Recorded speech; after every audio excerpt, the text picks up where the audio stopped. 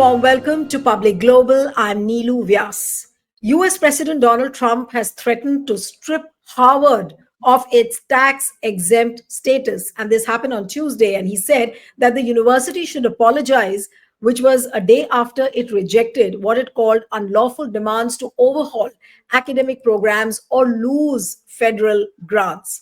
Now, beginning with Columbia University, the Trump administration has rebuked universities across the country over their handling of the pro Palestinian student protest movement that roiled the campuses last year following the 2023 Hamas led attack inside Israel and the subsequent Israeli attacks on Gaza. Now, Trump has called these protests as anti American, anti Semitic, accused the universities of peddling Marxism and radical left ideology, and promised to end the federal grants and contracts to universities that do not agree to his administration's demands. Now, Trump actually said in a social media post on Tuesday that he was mulling whether to seek to end Harvard's tax exempt status if it continued pushing what he called the political, ideological, and terrorist inspired supporting sickness. So you can imagine what Trump feels about these universities. In fact, he did not say about how he would do this. Under the US tax code, most universities actually are exempt from the federal income tax because they are deemed to be operated exclusively for public educational purposes. Now, White House Press Secretary Caroline Levitt told the reporters that Trump wanted to see Harvard apologize for what she called anti-Semitism that took place on their college campus against Jewish American students. So this is what is happening as far as the educational campuses in America are concerned. Now, what is Trump doing to these higher educational institutions? And does it bring an end to the American dream and the way the people have been dreaming to go about America? Every second person you hear talks about the fact that I want my children to study in Harvard. What happens to that big dream? Joining me now is international affairs expert and diplomat, Dr. Aftab Kamal Pasha. Dr. Pasha, thank you so much for joining on Public Global. My first question to you is that what is this? Isn't this a needless controversy which Donald Trump has led the whole world into? Well, it might appear at the surface as needless, but see, there are very powerful forces working on this issue for the last 16 to 17 months when the Gaza issue erupted. And within weeks, the American university students were up in arms protesting the genocide in Gaza and American support, Biden's support to Israel, supply of weapons. And this escalated to many universities across the length and breadth of the United States. As you know, lakhs and lakhs of students from all over the world go to the United States to study in not only the very prestigious but expensive universities, but also in hundreds and thousands of colleges in the states which are private, whether it is social sciences, engineering, medicine, and a variety of courses. So the American educational institutions attract students from all over the world, particularly from China, from India, and other countries. Indian students are known somewhere around 2 lakh students every year. They go to study a variety of subjects. And some of them, of course, take up jobs there, engineering students and medical students and even some social science students. So you see, like in the previous American involvement in the Vietnam War in the 60s and early 70s, universities had become the hub of protest against American involvement, and this led to a major movement. And the Nixon administration had to take into consideration the popular support. It was not just the student movement, but also people had become tired and exhausted of this war from Vietnam to Cambodia, Laos, and escalating war. So this is not the first time that the universities have been infected with this kind of protest movement against American involvement. Although America has involved itself in Iraq and Afghanistan and Libya and Sudan and Yemen and so on and so forth, but this time the sheer magnitude of the civilian killings and the barbarity shown by Israel, and also the open support, diplomatic, military, political, and other support to the state of Israel, has shaken the conscience of not only the students who are foreign students, but also Jewish students and American students and faculty. Many universities saw the faculties also in solidarity with the students. So this became a mass movement, and it shook the Jewish lobby, which is considered as one of the strongest lobbies, and they identified the epic that these have become hotbeds of support to terrorism because Hamas is banned by the United States. So the protest against Israel and its barbarity was taken as uh, anti-Semitism. That these protesting students are haters of Israel and Jews. So it was converted from one of human rights violations of the Palestinians into an anti-Semitic movement. And that is how universities were asked to identify the faculty and also the students. And many students, international students, their visa was cancelled, they were arrested, they were deported, and many universities were sent notices by the Department of Education uh, to terminate teachers, faculty. Otherwise, they will be blacklisted and funds would be cut. So, like this, Harvard has become a victim of this high-handed federal Isn't decision. this, but Professor Pasha, isn't this kind of an higher educational institution crisis? And what about if of the fact that those institutions which are not buckling under Trump's demands, how will they carry forward? Do they have enough funds if there is a cut in federal funding? How long can they sustain? All those are big questions. Yes, you see, it is not only Harvard which is in the picture, but also Columbia University, Brown University, Pennsylvania University of Pennsylvania University, and Princeton. Yes. These are so far 4 or 5 universities which are part of the Ivy League, very prestigious universities where getting admission is very tough, global competition. So these have been targeted. Some of these universities have their own endowments, rich students and faculty who have donated, on the basis of which the universities function largely. And Harvard, for example, it has $53.2 billion. Mind you, billion is a very huge amount endowment which they have. And even if this federal cut is gone ahead, they can sustain some of these programs. But what would affect Harvard's profile is the it will lose the privilege of enrolling foreign students, because the student visa for foreign student has to be given by the Secretary of State, Foreign Ministry. And if the federal government stops visas for the students, so Harvard University will find it difficult to sustain the foreign students. More importantly, Trump has demanded the complete dismantlement of the Harvard University's diversity, equity, and inclusion program in hiring, admissions, academic offerings. Also, he has called for reducing the influence of students and faculty in the university decision making, and instituting screenings for students, organization, and international students. All these measures are aimed at addressing rising anti-Semitism, as they claim. So, in Harvard universities, That's in many of mentioned. the structures, No, but Professor Pasha, in many of the structures of the university, whether it is admission or scholarship or various activities, there are student teacher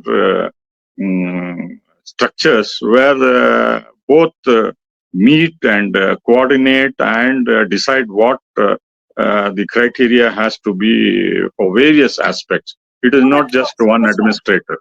yeah, but Professor Pasha, these are certainly steps to tackle and fight out anti Semitism. But what does it do to the dream of those thousands and thousands of youngsters who dream of going to these Ivy League universities? And the parents who think that, we'll try and put our kids in universities like Harvard or Princeton or Yale.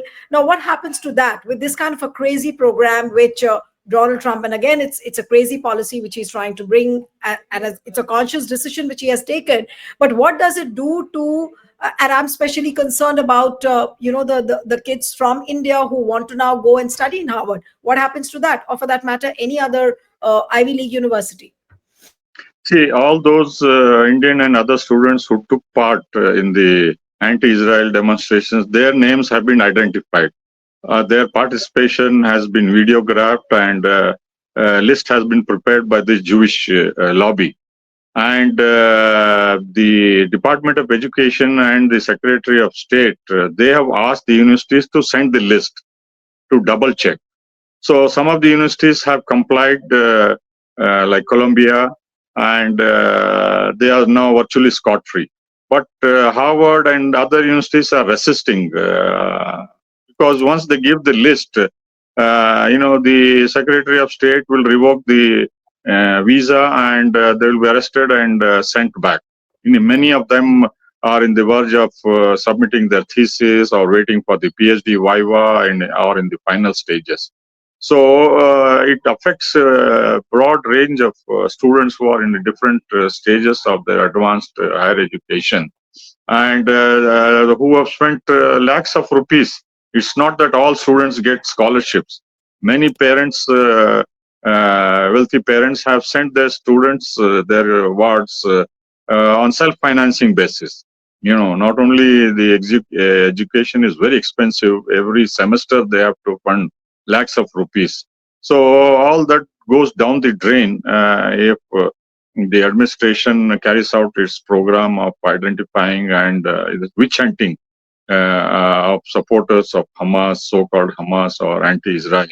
And subsequently, they would seek admissions elsewhere, or they would simply come back and enroll in Indian and domestic universities wherever they are coming from. Because, this is not going to end with Harvard or Columbia or Pennsylvania or Brown or Yale or any of the university. This disease of so-called anti-Semitism, it is spreading like wildfire, not just in the universities, but also in many states of America. Now, if you use words against Jews, against Israel, your pension can be stopped. Texas, for example, I was there. If they find out that in your social media you have attacked Israel or Jews, or supported some video or some social platform, your job could be at risk. Your pension could be stopped. You could be arrested. They could be harmed to you and your family members. Such is So, the Professor penetration. Pasha, isn't this a direct attack on the freedom of expression? Is it not some kind of a censorship which this policy decision is bringing in on the campuses? That is what the Harvard University president is saying. I will quote him here, or even the former president of Obama said Harvard has set an example for other higher education institutions rejecting on unlawful and ham-handed attempt to stifle academic freedom, which is guaranteed by First Amendment, while taking concrete steps to make sure all students at Harvard can benefit from an environment of intellectual inquiry, rigorous debate, and mutual respect. So these are all enshrines, the scientific inquiry, all these are guaranteed under First Amendment, and now they are under threat. It is not just Hamas issue or Gaza issue, which has now rocked the universities, but also research, whether it is quantum computing or arthritis or AIDS or COVID or many diseases. These universities are doing outstanding work, and if you withhold funds, all this will go down the drain, and American edge which is so far maintained, will disappear. It will go to China and other countries. Right. But in the Indian context, this episode reminds me of those protests which were happening in Jawaharlal Nehru University and how Modi government had come down heavily on them. What kind of an impact is this episode going to have on the Indian universities? And I'm sure, I mean, the ultra right wing forces anyways are out to destroy these radical left liberal and progressive forces, and they do dislike that. And the most glaring example is the Jawaharlal Nehru University, what they're trying to do to it. So what is the kind of impact which this episode of this Harvard's controversy could have in India? And is Modi going to take a leaf out of this episode and become more stringent now in India? Well, in fact, this government, NDA, has become a trendsetter. They started quite early from the United States, which was just 16, 17 months ago. I was part of the faculty Basically, in the Jawaharlal Nehru University. Trump has I was learned to. part of the Jawaharlal Nehru University until 2 years ago, and I've seen with my eyes what last 7 years has happened. Witch hunt and victimization or various steps against students which were taken, and also the kind of faculty selections which were made, which many faculty members raised eyebrows because without proper screening or other issues which were done for the last several decades, those were bypassed, and ham-handed measures were adopted, which affected the image of the various schools and centers. With the result, the JNU's image has been tarnished beyond repair. So this attempt by the RSS to control the universities, no matter who controls the government in states, that has been the prime motive of RSS, to change the narrative in the universities from what they perceive as pro-Nehru and pro-Congress and pro-freedom, because they themselves were away from the freedom movement, siding and collaborating with the British. They don't want the younger generation, future generation of Indians to know that it was Congress and other parties which led the freedom movement, and they were collaborators with the British and seeking benefits from them. So this will have a negative impact on the Indian universities, and like the American universities, if they are stifled, our edge in the science, technology, and other areas will also suffer, and other countries would benefit.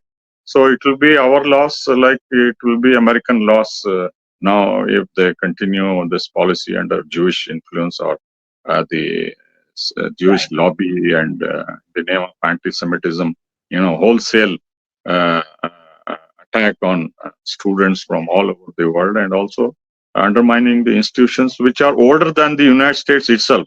Harvard is 120 years older than America, which became independent in 1776.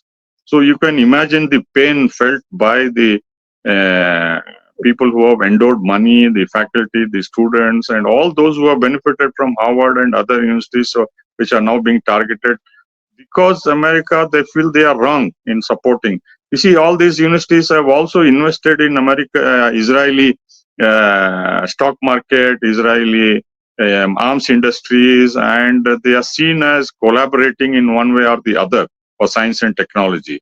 So they want an end to all links with Israel because of its genocidal policies, and this program of anti-Israel, US support to Israel will continue no matter what happens, because this is what genuinely they feel, that human rights are precious no matter who does that, who violates that. So if America is complicit, this will affect America. America is getting isolated because of this, not only in the United Nations, but also now because of trade and the kind of policies America is pursuing. It is isolating itself from the rest of the world, and this is one more nail in their coffin. Right. Thank you so much, Professor Pasha, for joining on Public Global. Thank you, sir.